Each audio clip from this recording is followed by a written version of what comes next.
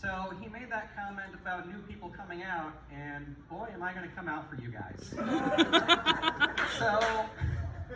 So this upcoming weekend here is Up North Pride. Yeah, people are excited about it. I'm excited about it. And, you know, usually we have this in June during the summer. It's Pride Month. But this year we decided to move the whole thing back to October to remind people like Betsy DeVos how scary queer people really are. Now, I know the big question that's on all of your minds, which is it okay to wear rainbows after Labor Day? Yes. Yes, it is. Don't worry about that at all. Now, this year, Pride is actually really important to me because this is the first Pride that I've gotten to celebrate since I came out as transgender earlier this year. Thank you. Thank you.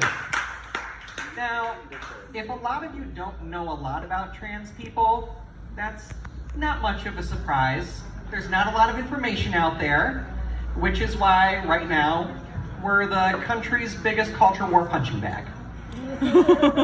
Now, as far as what it means for me personally, I don't have a great definition.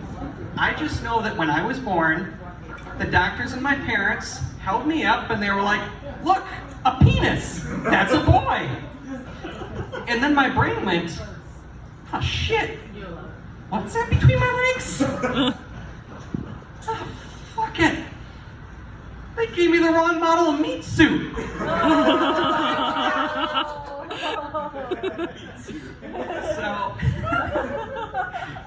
So anyways, there's a lot of misinformation out there right now about trans people. And it's coming from what would otherwise be good, solid, reliable sources like Fox News, angry white people on YouTube, your racist uncle on Facebook. You know, good sources of nuanced, solid information. So, I'm here to dispel some of those myths for you here tonight. The first one that I would like to talk about is this. The transgenders have a dangerous and radical ideology. A Marxist ideology. Now, for the life of me, I cannot figure out what about being transgender is supposed to be Marxist. Is there some class of billionaires out there who's collecting all the boobs that we're trying to grow? Like a bourgeoisie, if it were? I mean, I've only been on hormones for a year, but I can tell you one thing. I do not control the means of boob production, clearly. Although, that may explain why Donald Trump's boobs are bigger than mine. These are going to be the greatest boobs of all time. They're going to be huge. Then again, with the size of his hands, everything looks huge. Now, as far as my personal ideology goes, it's really simple.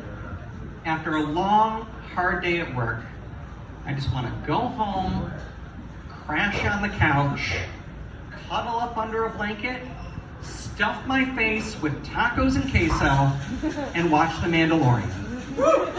I just think I should be able to have boobs while doing it. And if I'm having a really good night, maybe I'll get to eat my wife's taco too.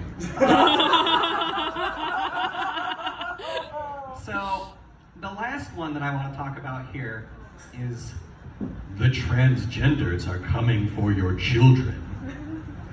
Now, as far as this one goes, it doesn't really make a lot of sense to me personally.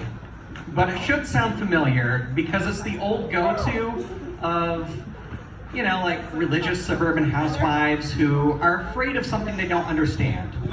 Like Dungeons and Dragons, South Park, or comedians who refuse to stop telling racist jokes getting deplatformed. That cancel culture has really gone too far. Now, the reason this doesn't make much sense for me is because I have two wonderful, beautiful kids at home under the age of 5. They're great, I love them, but I would need a lobotomy to handle more kids in my house.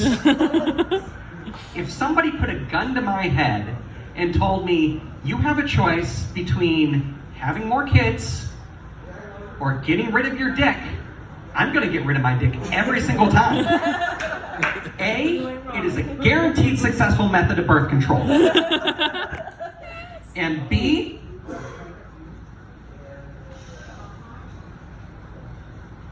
I'm sorry, I just lost it there. Anyways, I've been Willow. Thank you so much.